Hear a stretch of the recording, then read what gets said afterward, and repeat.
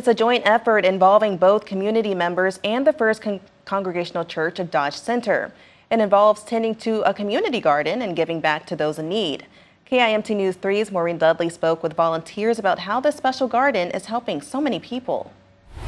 I'm here in a community garden that's been growing for 15 years. I spoke with volunteers about how they've been growing the produce to give back to their community. We started this as a way to give back to the food shelf and for our members that are unable to garden themselves to be able to still get fresh produce. She says before the garden was around, members would bring fresh produce in for those in need. After the garden was started, they decided to add the food shelf.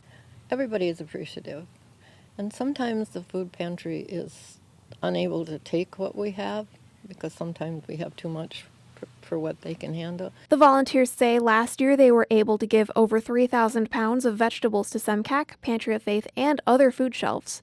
With the garden providing so much, the Lions Club stepped in to show their support. We support the SEMCAC and we bring the actual vegetables to the people.